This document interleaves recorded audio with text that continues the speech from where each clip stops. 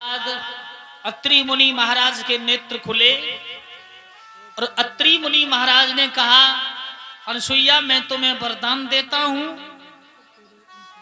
तुम्हारे सामने ब्रह्मा और विष्णु स्वयं शंकर भी आ जाएंगे, फिर भी तुम अपने पतिव्रत धर्म से नष्ट नहीं हो सकती।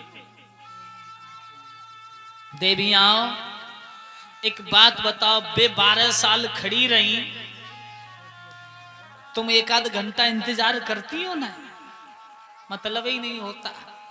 पूछेंगी लल्ली तेरे पापा आओ ना आओ भाई? हाँ पीछे तो ऐसे ही कहते, मम्मी अभी नहीं आए हैं, बिटिया कहती अभी नहीं आए। अब वे कहेंगी आ रहा होगा कौन सी पी पाए के ले यार रोटी में तो खा ले, दारी जा रहे को आवे हो तो खाओ, खा ले ना, कोई बात नहीं। वाह वो भी एक स्त्री है जो 12 साल खड़ी रही। वो 12 साल खड़ी रही महाराज। एक अनसुईया ही नहीं, उर्मिला थी लक्ष्मण की पत्नी, और जो उर्मिला थी वो कितनी बड़ी महान भक्तिनी थी। जिस समय भगवान श्री राम वन के लिए जा रहे थे, जब भगवान श्री राम वन के लिए जा रहे थे, तब लक्ष्मण ने कहा उर्मिला मैं भैया के साथ वन जा रहा हूं, तू माता पिता की देखभाल अच्छी तरह से करना। तो उर्मिला ने कहा कि तुम भैया के साथ जा रहे हो तो मैं भी चलूंगी, तुम भैया की सेवा करोगे तो मैं अपनी बहन सीता की सेवा करूंगी। लक्ष्मण ने कहा उर्मिला तुम्हारा जाना वन उचित नहीं रहेगा। नहीं मानी। तो लक्ष्मण ने बहाना लिया, प्यास लग रही है थोड़ा जल लेके आओ। और जब तक बाग से कुआं से जल लेके आई, तब तक राम सीता लक्ष्मण तीनों वन चले गए। 14 साल लोटा लेके दरवाजे पर खड़ी रही। वे 14 साल खड़ी रही।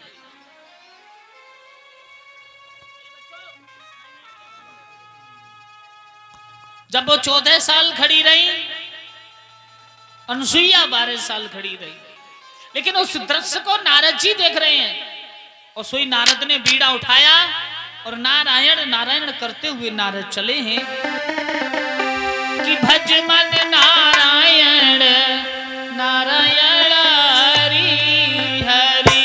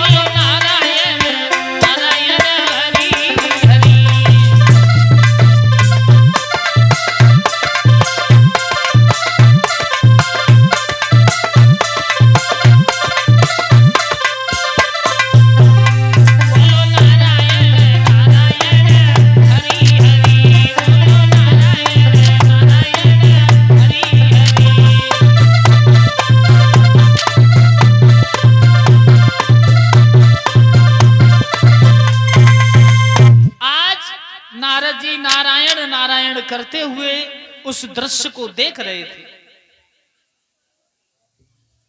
जिस समय उस दृश्य के लिए देख रहे थे नारद जी, तो क्या देखा है?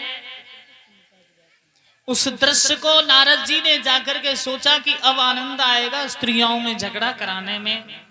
नारद वहां पहुंचे जहां तीनों देवियां स्नान कर रही थी, सरस्वती, पार्वती और लक्ष्मी जी। सरस्वती ने कहा, बहन नारद आ रहे हैं। लक्ष्मी ने कहा, तो आने दो। लेकिन नारद जी नारायण नारायण करना तो भूल गए और जय अनुसुईया का जय घोष करने लगे। और ये 101 रुपया हमारे बड़े भ्राता श्री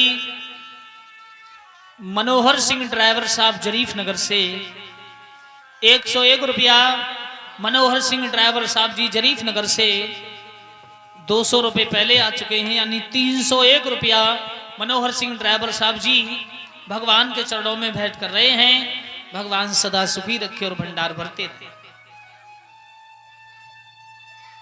और भी दान है 20 रुपये देवेंद्र जरीफ नगर से, 10 रुपये राम भरोसे आनंदी जी, 10 रुपये भूरे देवी धर्मपत्नी योगेश कुमार, 20 रुपये किशन पाल जी, 10 रुपये लखी, 20 रुपये मनोज सनोब मोहन सिंह जी, 10 रुपये छत्रपाल सनोब राठौर सिंह जी, 10 रुपये मनोज सनोब महिपाल सिंह जी जरीफ नगर से भगवान के चरणों में।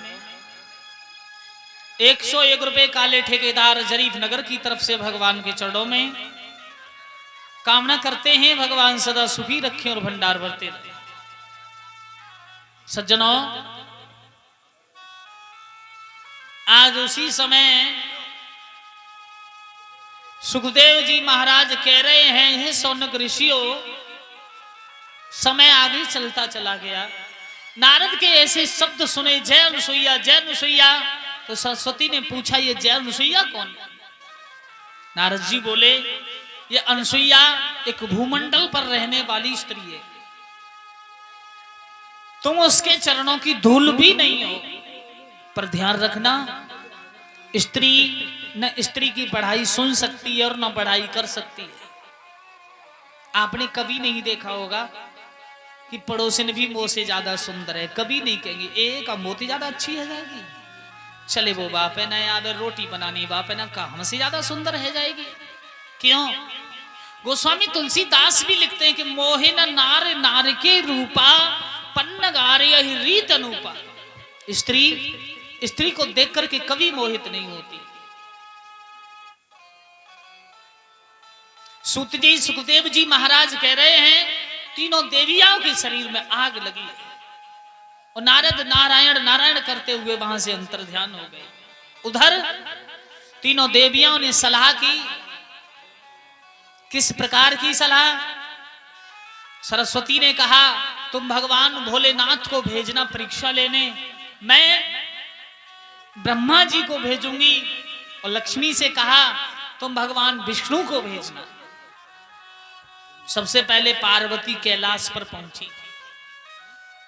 पार्वती जी ने कहा, भोलेनाथ पे सुनते हो या नहीं? भोले बाबा बोले, कहो। और एक बात और बताएं लला चेतेंद्र, इनके मतलब की बात होती है ना तो पति महाराज से बड़े प्रेम से कहती हैं, देखो सुनते हो ना, कल मेला है कादराबाद को, चलोगे? नहीं ना तो भोजन का नाम है, पहले कहीं बाहर से आए, ना रोटी का नाम नहीं पानी का नाम, अपनी बात पहले रख देंगे। पार्वती ने भगवान शिव से कुछ नहीं पूछा, यही कहा, पहले हमारी एक बात बताओ। भोलेनाथ बोले, कहो। तुम अनुसुईया की परीक्षा लेने चले जाओ। भगवान भोले बाबा ने परीक्षा लेने तो चला जाऊंगा, पर एक लोटा भांग घोट दो ना। पार्वती ने कहा, जब मैंने किसी काम को कहा तो बीच में बात क्यों काटते हो तुम? जाओगे नहीं जाओगे? भगवान भोलेनाथ बोले, देवी मैं नहीं जाऊंगा। क्यों? मृत्युलोक में जाना तो संभव है, लेकिन आसान आना असंभव है। क्यों? अरे मैं चला तो जाऊंगा, लौट के नहीं आ सकता। क्यों? वो बहुत महान है। वो बहुत बड़ी पतिव्रता है, हम नहीं जाएंगे। और पार्वती रूठ करके कुप्पा होगी। मैंने किसी काम को कहा तो बस तुम मनाही करते हो और कुछ नहीं करते, मैं चली। तो संदूका उठाओ सो मैके के लिए चल देखूं तैयार। और इन देवियाओं की एक बहुत बड़ी धौंस रहती है, अगर काऊ के पास दो बेटा हो और एक बेटी, और दो बेटन को ब्याह है जाए, बिटिया को ब्याह ना होए और थोड़ो सो झगड़ो है जाए, तो एक ही बात कहती है, तो छोटी लल्ली को मोह मार रहा है, जाके हाथ पीले है जान दो, बाकी बात देखूंगी तुम्हें। मेरे भैया का काऊ से कमजोर है, जाए के लौट के तुम्हारी खबर ही ना लेनी जा घर की, तो छोटे लल्ला के हाथ पीले हो रह जाए, इनको मोह मार तो बाल करने को न कब की चली गई होती। अरे वाह। और पार्वती जिस समय रूठी, आहा हा, भगवान भोलेनाथ बोले देवी कहां जा रही हो? कि मुझे छोड़ के मत जाना, ये कैसा सिखवा है दीवाना दीवाना।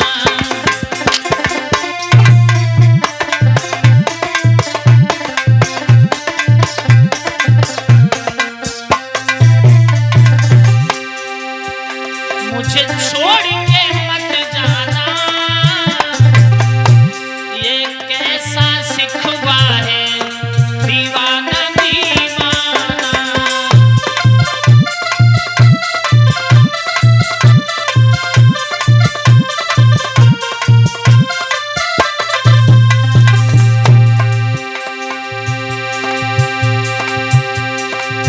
तेरे बिन नहीं भांग घुटेगी,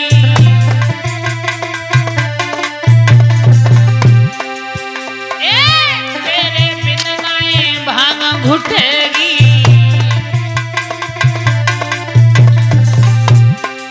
पार्वती नए रात कटेगी।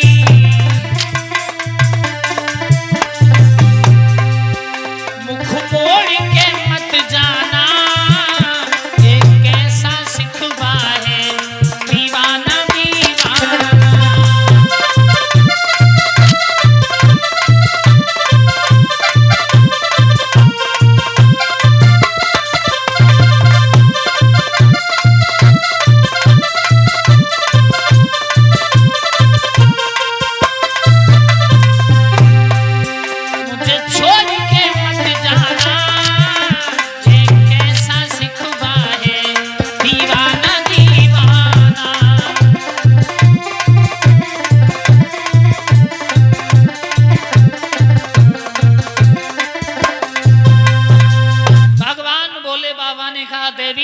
मैं परीक्षा लेने चला जाऊंगा, लेकिन आप मुझे छोड़ करके मत जाएं।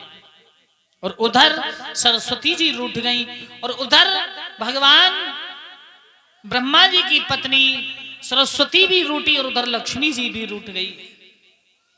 और ये